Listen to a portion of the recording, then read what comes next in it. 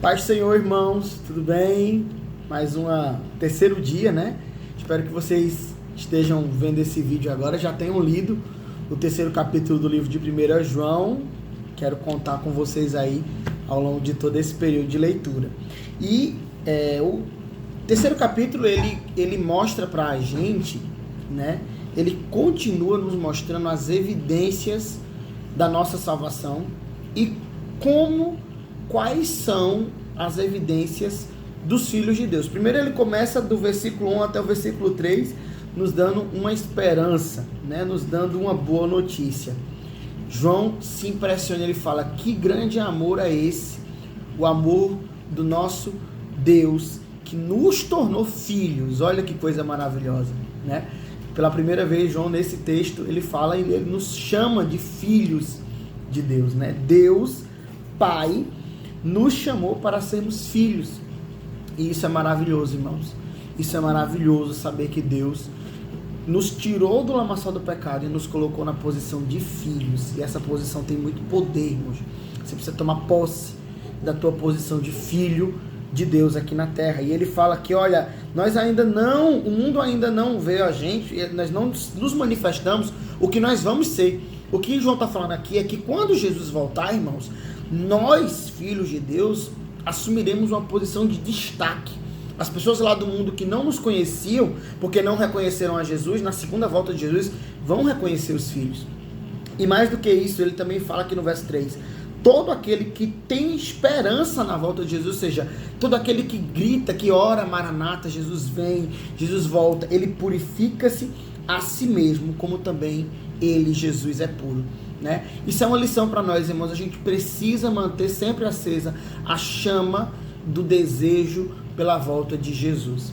Mas aí, João, ele começa a tratar nesse texto de eu vou botar 4 aspectos importantes, fundamentais para que você entenda a tua posição de salvo, né? Você ter certeza da tua salvação, a tua natureza mudou. E aí João começa tratando aqui no verso 4, sobre a questão do pecado. E ele é categórico, irmãos. Aqui no verso 6 ele diz, olha, todo aquele que permanece em Jesus, ele não vive pecando. É interessante a gente dar o contraponto com o capítulo 2, quando o capítulo 1, quando ele fala que todos nós pecamos, né? Uma coisa é termos o pecado. Nós temos ainda, sim, infelizmente, a tentação do pecado, e o pecado pode acontecer, mas na vida do Filho de Deus, o pecado, ele é um acidente. O pecado não pode ser a regra. O pecado não pode ser a lei, né? E ele é muito categórico, ele diz, ó, se você vive pecando, você não conhece Jesus. A tua natureza não mudou. E por quê? Porque a tua natureza muda. Irmãos, aquilo que a gente sepulta no ato do batismo, quando a gente desce as águas, a nossa natureza antiga, tem que nascer um novo homem. Então esse novo homem, ele foi alcançado pelo amor de Jesus. Esse novo homem, ele não vive no pecado, porque o pecado é a abominação da lei e da regra de quem é Deus, do caráter de Deus.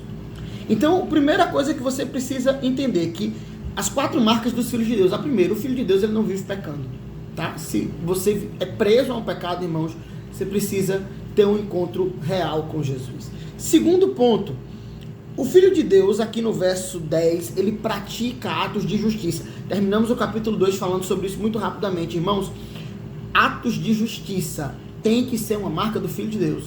O Filho de Deus, ele não pode ser injusto, ele não pode ser corrupto, ele não pode ser desonesto, ele não pode querer se aproveitar em cima de outras pessoas. Pelo contrário, ele deve orar, ele deve ter fome e sede de justiça, como Jesus falou no Sermão do Monte, né? Atos de justiça são atos de reparação, atos de boas obras, né? Atos de verdade, irmãos, ainda que a verdade muitas vezes nos prejudique ou nos coloque numa situação difícil, irmãos, a verdade é um ato de justiça, a gente não pode abrir mão disso, né? Então a segunda marca é praticar atos de justiça. A terceira marca, irmãos, e aí é onde João pega mais pesado, comunhão, mais uma vez, né? Essa carta fala muito sobre comunhão.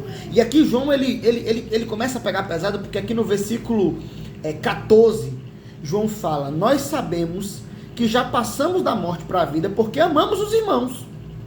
Quem não ama permanece na morte. O que João está dizendo, irmãos, é que quando nós nascemos de novo em Cristo Jesus, a gente começa a receber do mesmo amor que Jesus teve pelos pecadores. E a gente começa a amar uns aos outros. E aí João é muito categórico, irmãos. Ele chega aqui no verso 18 e ele fala, esse amor ele não é um amor só de palavra. Ele tem que ser um amor com obras. Verso 18 é pesado, ele fala, meus filhos, não amemos de palavra nem de língua, mas por obra e em verdade. Né? Ele fala aqui, 17, quem tiver bens do mundo e vendo seu irmão necessitado fechar-lhe o seu coração, como estará nele o amor de Deus? Como é que você tem reagido quando você vê uma pessoa passando necessidade, quando você vê um irmão padecendo em situações difíceis, irmãos? É necessário que o nosso coração esteja aberto, porque isso é uma manifestação dos filhos de Deus, né? Ele fala, ele é muito categórico, e ele chama aquele que odeia seu irmão de assassino, compara a Caim que matou seu irmão Abel, né? Então, irmãos, a gente precisa entender que comunhão é uma manifestação dos filhos de Deus. E por fim, irmãos, ele fala aqui também sobre o Espírito Santo, né? Sobre nós temos a consciência de quando fazemos algo errado. Deus nos dá consciência do nosso pecado, aqui no verso 19 e no verso 24. Então essas são as 4 marcas, que você nessa noite medite nessas 4 marcas. Elas estão sendo evidentes na tua vida? Amém? Em nome de Jesus, que Deus possa abençoar a tua vida, meu irmão.